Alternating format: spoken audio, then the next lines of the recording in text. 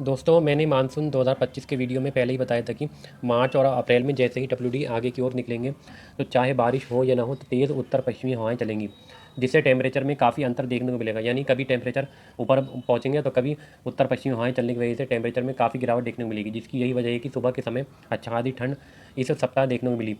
आपने देखा होगा कि 27 मार्च को डब्ल्यूडी के आगे निकलते ही 28 मार्च से ठंडी हवाएं चलने लगीं, जिससे आपको सुबह के समय ऐसा लग रहा होगा कि जैसे फरवरी का महीना चल रहा हो। आमतौर पर डब्ल्यूडी के आगे निकलने पर हवाएं तो चलती हैं, लेकिन इतनी ठंडी व तेज़ हवाएं आमतौर पर नहीं चलती। ऐसा ही मौसम अप्रैल के आखिरी सप्ताह तक बने रहने की संभावना दिख रही है। यानी बीच बीच में गर्मी बढ़ेगी और फिर उसके बाद तेज़ उत्तर पश्चिमी हवाएं चलेंगी, जिसकी वजह से बीच बीच में सुबह के समय ठंड का एहसास होगा। स्वागत है दोस्तों नेशनल वेदर में। आज 31 मार्च 2025 है और इस वीडियो में हम बात करेंगे 31 मार्च से लेकर 6 अप्रैल के बीच, यानी अगली एक सप्ताह के दौरान पूरे भारत में मौसम कैसा रह सकता है।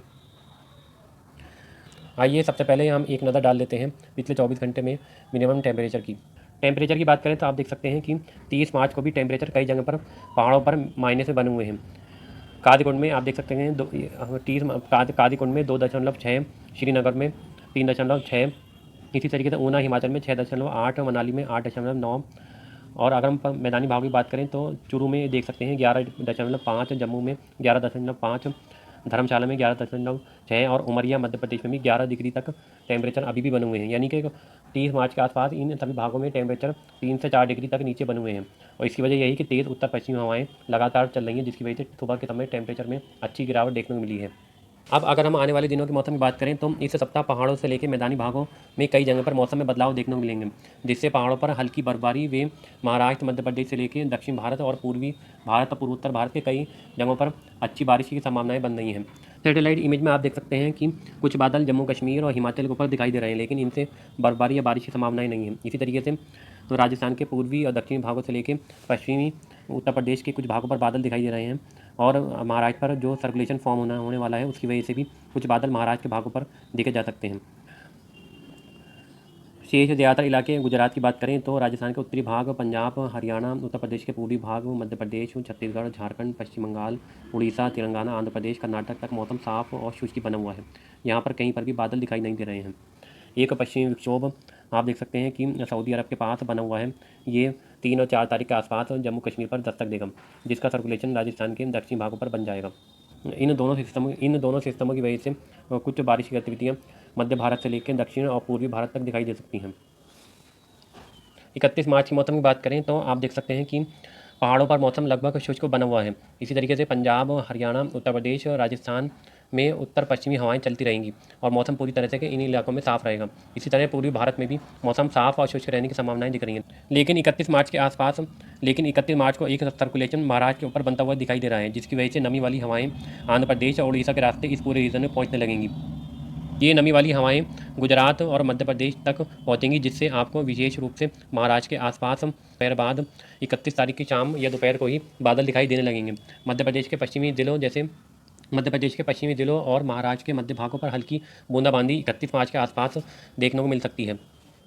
इसी तरीके से अगर हम दक्षिण में चलें तो इस सर्कुलेशन से लेकर कर्नाटक और केरल तक एक टर्फ रेखा बनेगी, जिसकी वजह से महाराष्ट्र के बिल्कुल दक्षिणी भागों से लेकर गोवा, कर्नाटक के तटीय इलाके और केरल तक हल्की बारिश की गतिविधियाँ शाम के समय दिखाई दे सकती हैं।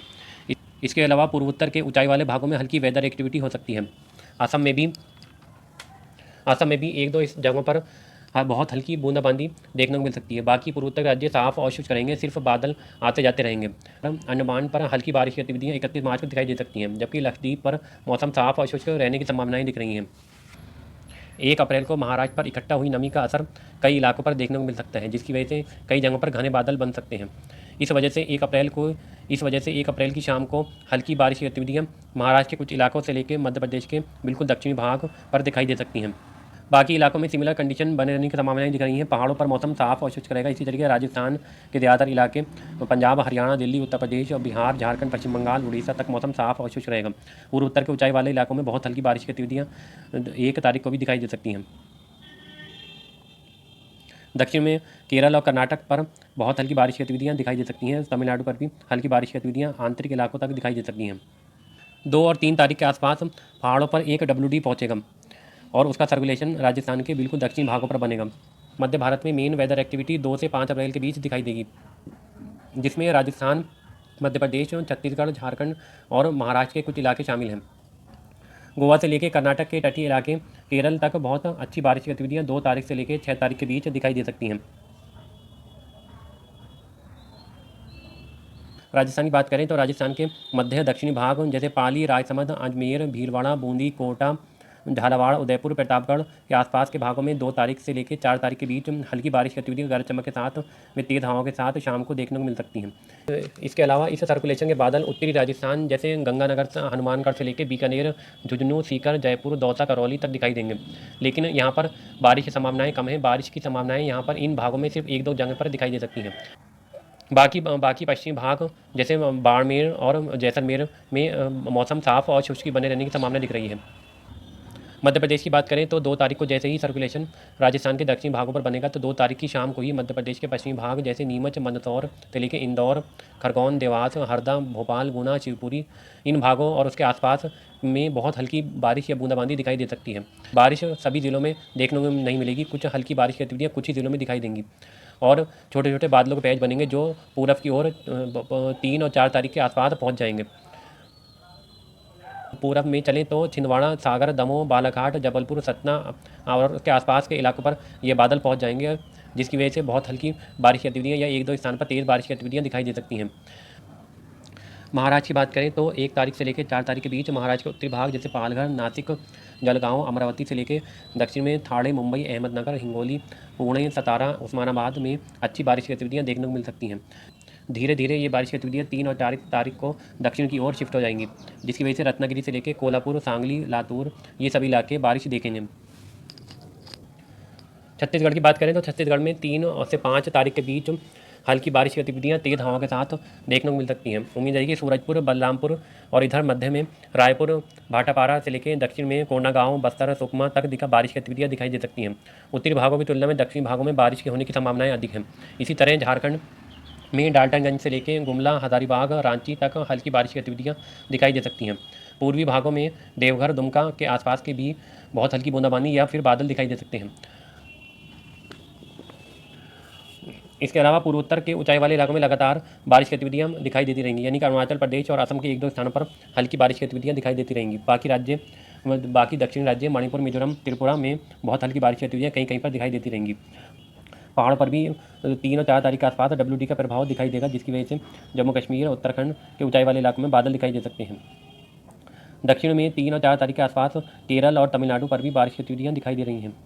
ये आप देख सकते हैं 3 तारीख को WD आगे की ओर आ जाएगा, जिसकी वजह से जम्मू कश्मीर के ज़्यादातर इलाकों में बादल आते जाते रहेंगे। इसी तरीके हिमाचल और उत्तराखंड के ऊंचाई वाले इलाकों में बादल आते जाते रहेंगे, जिसकी वजह से बहुत हल्की बारिश या बूंदाबांदी या ऊंचाई वाले भागों में हल्की बर्फबारी पहाड़ों पर दिखाई देती रहेगी। उम्मीद है कि जम्मू कश्मीर में राजौरी से लेकर पुलवामा, श्रीनगर और जम्मू रीजन जैसे कटरा, उधमपुर में बहुत हल्की बारिश की गतिविधियाँ दिखाई दे सकती हैं। लद्दाख और गिलगित बाल्टिस्तान में भी बहुत हल्की बारिश व बर्फबारी की गतिविधियाँ हो सकती हैं। हिमाचल प्रदेश की बात करें तो कुल्लू, मनाली, लाहौल स्पीति में बहुत हल्की बूंदाबांदी या बारिश की गतिविधियाँ ऊंचाई वाले इलाकों में हो सकती हैं। इन सभी भागों में बादल आते जाते रहेंगे। उत्तराखंड के भी ऊंचाई वाले इलाके चमोली, उत्तरकाशी, पिथौरागढ़ में बादल आते जाते रहेंगे और हल्की बर्फबारी ऊंचाई वाले भागों पर दिखाई दे सकती है। बाकी निचले इलाके, हिमाचल प्रदेश के निचले इलाके और उत्तराखंड के निचले इलाके, देहरादून, हरिद्वार, नैनीताल के आसपास के इलाकों में मौसम साफ और शुष्क रहेगा, सिर्फ बादल आते जाते रहेंगे। उड़ीसा की बात करें तो उड़ीसा में 3-4 तारीख के आसपास से लेकर 7 तारीख तक रुक रुक कर बारिश की गतिविधियाँ देखने को मिलती रहेंगी। उम्मीद है कि सुंदरगढ़ से लेकर मयूरभंज, संबलपुर, गजपति, गंजम, रायगढ़, भुवनेश्वर, नयागढ़ आसपास के इलाकों में 3 तारीख से लेकर 7 तारीख तक बारिश की गतिविधियाँ रुक रुक कर जारी रहेंगी। तेलंगाना के भी आदिलाबाद से लेकर निजामाबाद, हैदराबाद, महबूबाबाद, महबूबनगर, सूर्यापेट के आसपास के भाग अच्छी बारिश 7 तारीख तक देखते रहेंगे। आंध्र प्रदेश की बात करें तो 3-4 तारीख से लेकर 7 तारीख के बीच आंध्र प्रदेश के तटीय इलाके जैसे विशाखापट्टनम, गोदावरी, मछलीपट्टनम, कर्नूल, चित्तौड़ जैसे इलाके बारिश की गतिविधियाँ देखेंगे। कर्नाटक की बात करें तो 3-4 तारीख से लेकर 6-7 तारीख के बीच कर्नाटक के उत्तरी भाग से लेकर दक्षिणी भाग तक अच्छी बारिश की गतिविधियाँ रुक रुक कर होती रहेंगी। तटीय इलाकों में बहुत अच्छी बारिश की संभावनाएं इस पूरे रीजन में दिख रही हैं। महाराष्ट्र के तटीय इलाकों से लेकर केरल के तटीय इलाकों तक बहुत अच्छी बारिश की गतिविधियाँ इस सप्ताह देखने को मिलने वाली हैं। कर्नाटक के उत्तरी भाग जैसे रायचूर के आसपास के भागों से लेकर मध्य और दक्षिणी भाग, हासन, मैसूर, बंगलुरु, चामराजनगर और मंगलुरु में अच्छी बारिश की गतिविधियाँ देखने को मिलेंगी। तटीय इलाकों कर्नाटक के तटीय इलाकों में कई जगहों पर भारी बारिश की गतिविधियाँ इस सिस्टम की वजह से देखने को मिल सकती हैं। केरल तमिलनाडु के ज़्यादातर इलाके 3 तारीख से लेकर 7 तारीख के बीच रुक रुक कर अच्छी बारिश की गतिविधियाँ देखते रहेंगे। और इसके अलावा उत्तर प्रदेश की बात करें तो राजस्थान के दक्षिणी भागों पर जब सर्कुलेशन बनेगा तो उससे बनने वाले बादल उत्तर प्रदेश के मध्य भागों से लेकर पूर्वी भाग और बिहार के कुछ इलाकों तक पहुंचेंगे, जिसकी वजह से उत्तर प्रदेश के मध्य भाग जैसे आगरा, मथुरा और मध्य प्रदेश के बिल्कुल उत्तरी भाग, ग्वालियर, उसके आसपास के इलाके, झांसी, चित्रकूट, बांदा, लखनऊ, बाराबंकी और पूरब में प्रयागराज, वाराणसी, गोरखपुर, उसके आसपास के इलाकों तक बादल पहुँच सकते हैं। और कहीं कहीं पर आंधी या हल्की बूंदाबांदी शाम के समय 3 तारीख से लेकर 4 तारीख के बीच दिखाई दे सकती है। इसी तरीके से बिहार के बिल्कुल दक्षिणी भाग गया, नवादा और पूरब में भागलपुर तक बहुत हल्की बारिश की गतिविधियाँ आंधी के साथ कहीं कहीं पर देखने को मिल सकती हैं। पश्चिम बंगाल के भी कुछ इलाकों में इस सिस्टम की वजह से बादल पहुंच सकते हैं और हल्की बारिश की गतिविधियाँ कहीं कहीं पर दिखाई दे सकती हैं। अगर हम गुजरात की बात करें तो 2 तारीख से लेकर 2 और 3 तारीख के आसपास गुजरात के पूर्वी भागों पर कुछ बादल दिखाई दे सकते हैं, लेकिन इनसे बारिश की संभावनाएं बहुत कम रहेंगी। इलाकों में कोई भी वेदर एक्टिविटी होने की संभावनाएं नहीं है।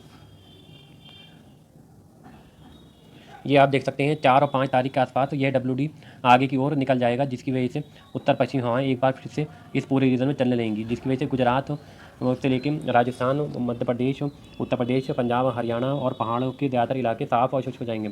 उत्तर पश्चिमी हवाओं की वजह से एक बार फिर से टेम्परेचर में गिरावट देखने को मिलेगी, लेकिन बारिश की गतिविधियाँ महाराष्ट्र के मध्य भागों से लेकर विदर्भ के कुछ इलाके, दक्षिणी भाग और तेलंगाना, आंध्र प्रदेश और पश्चिम बंगाल, उड़ीसा तक बहुत हल्की बारिश की गतिविधियाँ दिखाई देती रहेंगी, क्योंकि ये एक सिस्टम बंगाल की खाड़ी पर बनेगा, जिसकी वजह से नमी वाली हवाएं इस पूरे रीजन में पहुंचती रहेंगी।